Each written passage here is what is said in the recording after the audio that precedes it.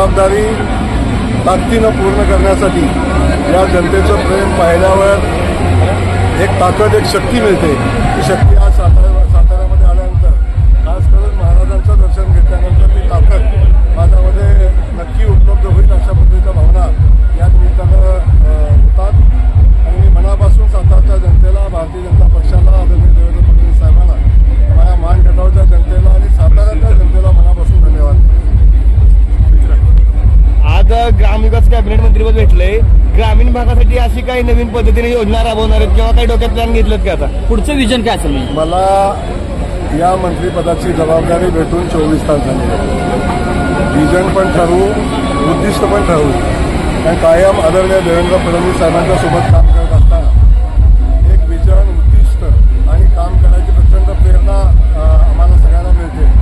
त्याच प्रेरणेनं जो हा महाराष्ट्र आदरणीय देवेंद्र फडणवीस साहेबांनी पुढे घेऊन जायचं ठरवले आणि साहेबांनी सांगितलेलं आहे की आता महाराष्ट्र थांबणार नाही, तेव्हा महाराष्ट्र आता ग्रामीण भागात थांबणार नाही, महाराष्ट्र शहरी भागात थांबणार नाही आणि या महाराष्ट्रामध्ये दुष्काळ थांबणार नाही. या शेतकऱ्याच्या बांधापर्यंत दुष्काळी भागामध्ये पाणी पोचेल आणि या सातारा जिल्ह्यामध्ये, या महाराष्ट्रामध्ये, खास करून जिल्ह्यामध्ये एक औद्योगिक क्रांती उभी राहील अशा पद्धतीच्या भावना या निमित्तानं व्यक्त करतो. आणि जी जबाबदारी दिलेली आहे गावच्या खेड्याच्या विकासाची, ती जबाबदारी समर्थपणे पार पाडतो. स्मारकाला भेट दिली, अभिवादन केलं. त्याचबरोबर तुम्ही गेल्या वर्षी देखील म्हणलेला होता, गेल्या वर्षी जेव्हा मुख्यमंत्री आले तेव्हा की निधीची घोषणा करू, तर आता ह्याच्या पुढची प्रोसेस काय? सावित्रीबाई फुलेंच्या स्मारकासाठी 100 कोटी रुपयांची मागणी मी केलेली होती. तत्कालीन मुख्यमंत्री महोदयांनी त्याला मान्यताही दिलेली होती. त्या अनुषंगानं त्याचा प्लॅन तयार झालेला आहे, आराखडा तयार झालेला आहे आणि तयार झालेला आराखडा जो आहे, तयार झालेला आराखडा आहे सावित्रीबाई फुलेंच्या स्मारकाचा. या संदर्भात कालच मी माननीय मुख्यमंत्री महोदयांशी चर्चा केलेली आहे. 3 तारखेला माननीय देवेंद्र फडणवीस साहेब नायगावला पुन्हा येत आहेत आणि त्यावेळी आता जो मंत्रिमंडळाची बैठक होईल, त्या मंत्रिमंडळाच्या बैठकीमध्ये निश्चितपणे सावित्रीबाईंच्या स्मारकासाठी 100 कोटी रुपये देण्याचा प्रस्ताव मुख्यमंत्र्यांनी आणावा अशा पद्धतीची विनंती माझी असेल. मला खात्री आहे की ती विनंती मान्य होईल. साहेब, साताऱ्यासह माढा जिल्ह्याला तब्बल 4 कॅबिनेट मंत्रीपद मिळाले आहेत. पालकमंत्री पदाचा तिढा अजून कायम आहे. नक्की नेमकं काय यामागं असू शकतं? अजिबात कुठलाही तिढा कायम नाही. पालकमंत्री पदाचा निर्णय सगळ्यांच्या संमतीनं होईल. तिन्ही पक्ष समन्वयानं निर्णय घेतील, तेव्हा कुठलाही तिढा शिल्लक राहिलेला नाही, तिढा पण नाही. आता एवढी मोठी जबाबदारी 4ही मंत्र्यांच्यावर आहे.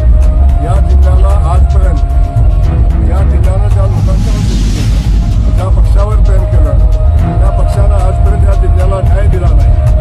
आज आपण बघताय सगळ्यात जास्तीचा पाऊस आमच्या सातारा जिल्ह्यात पडतो, सगळ्यात कमी पाऊस पण आमच्या पलटण खंडाळा या भागामध्ये पडतो.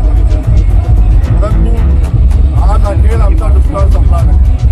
20-20 वर्ष त्या खात्याचे मंत्री असतानाही आमचा दुष्काळ संपला नाही. तेव्हा आता जनतेनं निर्णय घेतलेला आहे पाण्यासोबत जाण्याचा. जो पक्ष, जे लोक पाण्याचा प्रश्न सोडवतील अशा लोकांच्या पाठीशी जनता उभी राहिलेली आहे. देवेंद्र फडणवीस साहेबांच्या भारतीय जनता पक्षाच्या आमच्या माहितीच्या मागं जनता उभी राहिलेली आहे. मला खात्री आहे आता दुष्काळ मुक्तीच्या दिशेनं अंतिम टप्प्यामध्ये आलेली ही लढाई आम्ही पूर्णत्वाला घेऊ. औद्योगिक क्रांती उभी करू, शिक्षण क्रांती उभी करू. भाऊ, महायुतीचा बालेकिल्ला सातारा जिल्हा झाला, तसंच माढामध्ये आता तुम्ही लक्ष घालणार का? मागच्या वेळेस जी बॅकलॉग होता तो भरून काढणार का खासदारकीचा? आता मिशन सातारा कंप्लीट झालेलं आहे. मिशन मारा हातामध्ये घेतलेलं आहे आणि बिलकुल चिंता करू नका, माऱ्याची लढाई यशस्वी होईल. ते उद्दिष्ट ठेवून काम करतोय आणि तुम्हाला माहिती आहे की जेव्हा आम्ही एखादं उद्दिष्ट ठेवतो तेव्हा ते पूर्णही करतो. हे उद्दिष्ट आमचं पूर्ण होईल. बिलकुल चिंता करू नका. माराही होईल, सोलापूरही होईल, साताराही होईल. अजिबात काळजी करू नका. मग तुम्हाला सोलापूर किंवा साताऱ्याचं कोणतं पालकमंत्री पदावर तुमची इच्छा आहे? तुम्हाला मिळाला सामान्य कार्यकर्ता आहे.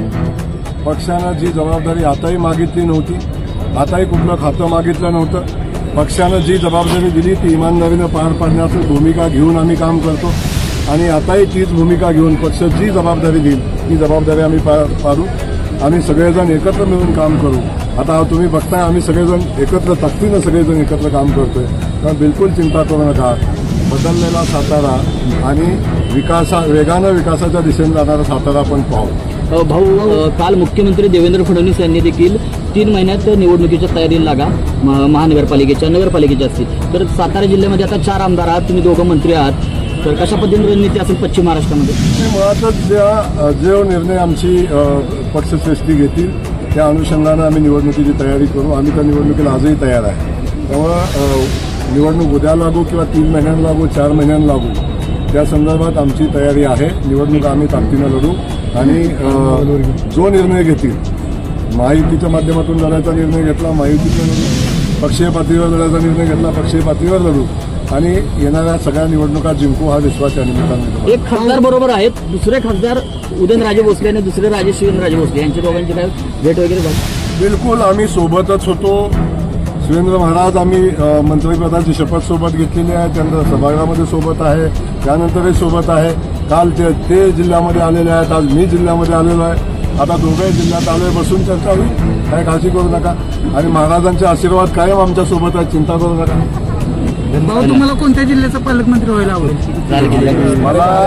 मला जनतेचा सेवक व्हायला आवडतं, मी सेवक म्हणून काम करतो. धन्यवाद.